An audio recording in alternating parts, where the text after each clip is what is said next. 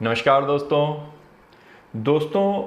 अब आप सीजीएसटी और आईजीएसटी के कैश लेजर के बैलेंस को किसी दूसरे रजिस्टर्ड पर्सन को भी ट्रांसफ़र कर सकते हैं। जी हाँ दोस्तों, आपने बिल्कुल सही सुना।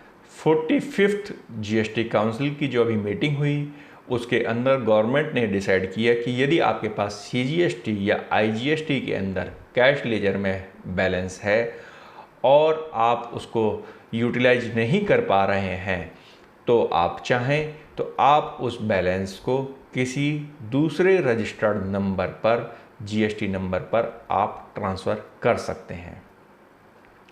है ना कमाल की बात। परंतु दोस्तों, इसमें बस आपको एक बात का ध्यान रखना होगा कि यह ट्रांसफ़र सिर्फ़ और सिर्फ आपकी ही किसी दूसरी कंपनी में होगा जो कि सेम पैन नंबर पर है। जी हाँ दोस्तों, यदि आपकी कंपनी या आप एक रजिस्टर्ड पर्सन है जीएसटी में और आपके एक से ज़्यादा स्टेट के अंदर जीएसटी नंबर हैं, एक पैन नंबर के ऊपर एक से ज़्यादा जीएसटी नंबर हैं अलग अलग स्टेट्स के अंदर, तो यदि किसी एक स्टेट के अंदर यदि आपके पास कैश लेजर बैलेंस है सीजीएसटी और आईजीएसटी का, तो आप उसे किसी दूसरे स्टेट में ट्रांसफ़र कर सकते हैं।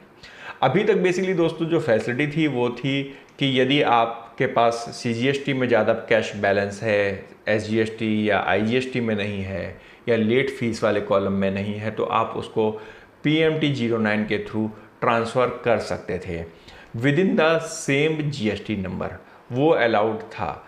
परंतु अब उन्होंने कहा है कि अब आप दूसरे जीएसटी नंबर पर भी आप अपना ट्रांसफ़र कर सकते हैं कैश लेजर का बैलेंस, परंतु वह सेम पैन नंबर के बेस पर ही होना चाहिए, यानी कि सेम कंपनी का ही जीएसटी नंबर होना चाहिए जो कि किसी दूसरे स्टेट के अंदर या सेम स्टेट के अंदर है।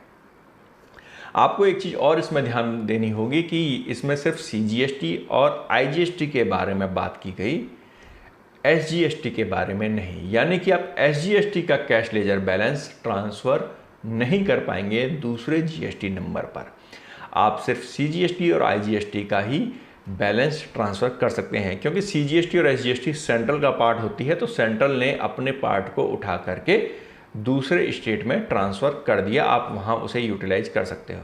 तो यदि आपके मल्टीपल जीएसटी नंबर हैं, एक पैन कार्ड के ऊपर, एक पैन नंबर के ऊपर आपने कई जीएसटी नंबर ले रखे हैं, अलग अलग स्टेट में आपने अगर जीएसटी नंबर ले रखे हैं, तो आप अपना सीजीएसटी और आईजीएसटी का कैश लेजर का बैलेंस जो आपका यूटिलाइज नहीं हो पा रहा है या आपको लगता है कि यूटिलाइज होने में काफ़ी ज़्यादा समय लग जाएगा, तो भी आप उसको दूसरे जीएसटी नंबर पर ट्रांसफ़र कर सकते हैं।